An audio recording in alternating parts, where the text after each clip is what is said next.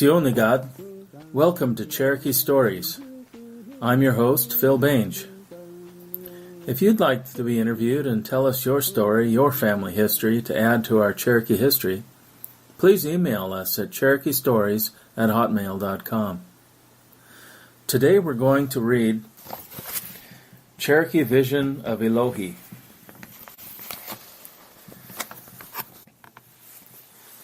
The Elohi. When we lived beyond the great waters, there were 12 clans belonging to the Cherokee tribe.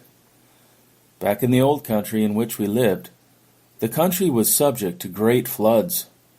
So in the course of time we held a council and decided to build a store reaching to heaven.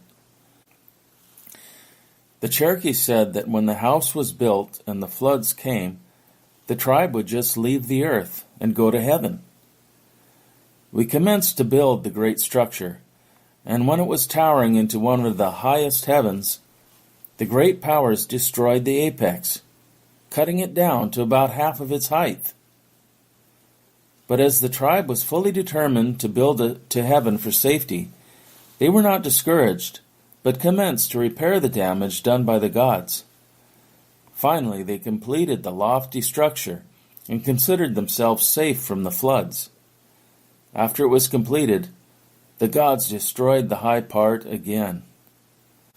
Then the tribe held another council and concluded to move out of the floody country and hunt one more dry and suitable to their liking.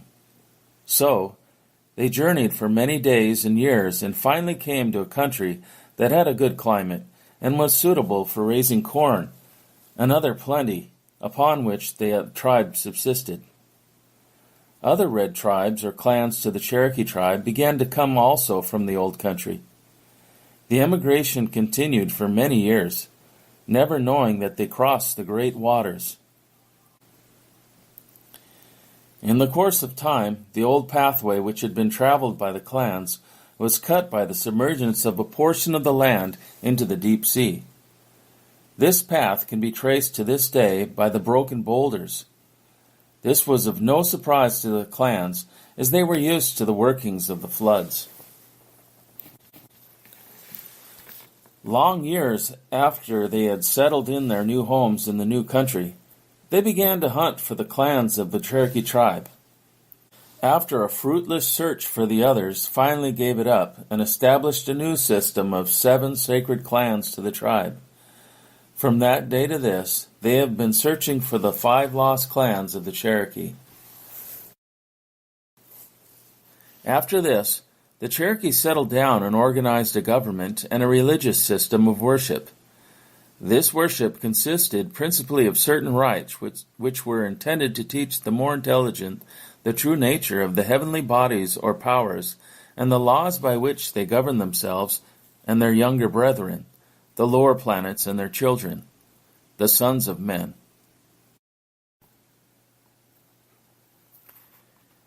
After this was done and the tribe began to prosper in a more favorable climate and a richer soil where an abundance of corn was raised and game was plentiful, a new difficulty stared them in the face. A strange race of men crossed the great waters and landed warriors who began to attack the Cherokee tribe. The Cherokees called in all the clans and began to destroy the enemy, with the exception of a few prisoners who they saved. These prisoners were placed in canoes and sent back across the water which they had previously crossed. They were told to report back to their own country what great warriors the Cherokees were. Then in a few more years another fleet of warriors came across. The broad waters were literally black with the innumerable hosts armed with bows and arrows. They landed on the shore and began murdering the Cherokees. But the tribe again called in all the clans and began to defend themselves with their war clubs, slaughtering the foreigners by the thousands, day and night, having given one another the sacred word that they would not eat or sleep until the last enemy was destroyed. They were again victorious and conquered the invaders. The Cherokees then organized a little hell of their own, and having instructed the women and children to gather great quantities of pine resin, they covered and set fire to them and burned off the feet of the captives, and while still burning, they placed them in their boats and canoes, and they were told to go home and report what great warriors the Cherokees were. Then the Cherokee tribe became uneasy, as most of the clans were a long ways from the scene of the great land of blood. So the warrior clans consulted the wise men of the tribe to see what the next move on the part of the enemy would be. These 7 wise men, one from each tribe, then called all the clans together and held a council of wisdom at the half-sphere temple. The wise men ordered the 7 clans to dance around the round or half-sphere temple for 7 days and nights. When the 7 days' dance commenced, the wise men entered the door of the temple, in which there was no light, as the light radiated from the wise men was sufficient to illuminate the interior of the temple. At the close of the 7 days' dance, one of the wise men came out of the temple in the form of an eagle. This eagle formed 7 gyrations as it ascended into the heavens. After the eagle had performed the 7th spiral evolution and disappeared into the 7th heaven, the clans broke up and went home, leaving the other 6 men in the dark temple, which was lit up by the psychic or spiritual light only. The wise men then came home, and after consulting the Kakate, told the people that these warriors would not come any more for 7 years. Then the Cherokees trained their young men for war, and all the clans were notified of the fact. When the warriors came again across the great waters, they were fully prepared to meet them again.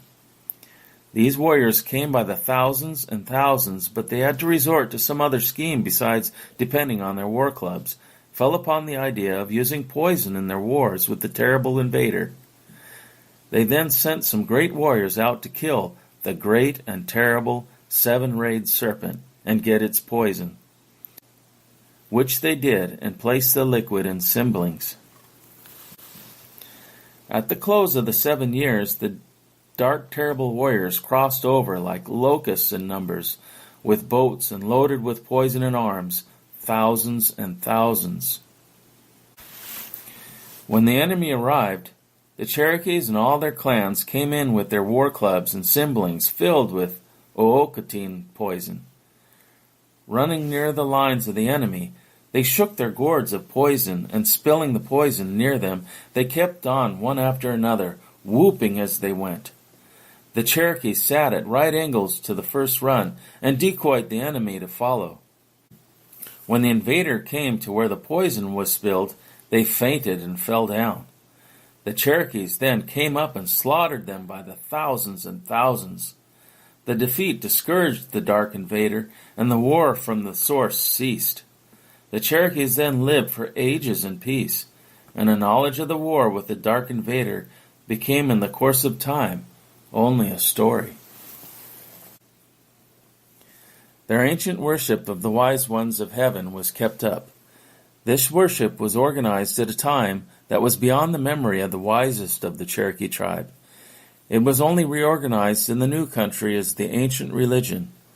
The people lived for ages in peace and happiness. After this living for ages in peace and prosperity, the Cherokee tribe increased greatly in population. They built the Katiyis throughout the 7-clan nation, organized on the broad principle of universal brotherhood, which included the whole earth except the 5 lost clans. Then it happened. While the Cherokee tribe thus lived in their new country, that strange white canoes appeared on the broad expanse of great waters. The clans gathered on the shore in wonder and astonishment at the arrival in their waters of these strange vessels. These white canoes hovered in the sight for several days, as though not confident that they would be received with welcome by the tribe. The clans, thinking they were beings from heaven, began to beckon to them to come to the shore. The clans also prepared corn in which was cooked sweet nuts, venison, and other prepared food to be presented to these white beings in their canoes. White being an emblem of purity with the Cherokees, they looked upon these white beings as a pure race from the upper world. The white beings of the white canoes were soon convinced that no harm was to be expected, and they landed. The strangers were received with welcome by the tribe, and food was brought in and given them. Tobacco, which had been purified and called the cola of peace, was also brought, together with pipes, and the strangers were asked to smoke with the clans. Then the white strangers, which were supposed to be visitors from heaven, and who were supposed to be such on account of their white skins, as the idea and emblem of white was purity and spirituality among the Cherokees, were taken to be such, asked that they be allowed a small piece of ground upon which to camp, cook, and sleep. It was charitably granted. These strangers were entertained by the Cherokee clans very charitably, and food and other articles of comfort freely given to them. Then these strangers made known their desire and willingness to remain with the native Cherokee clans, if they were allowed to purchase a small piece of ground upon which to camp and sleep. They made known to the tribe that they only needed a small piece of land about the size of a bull hide.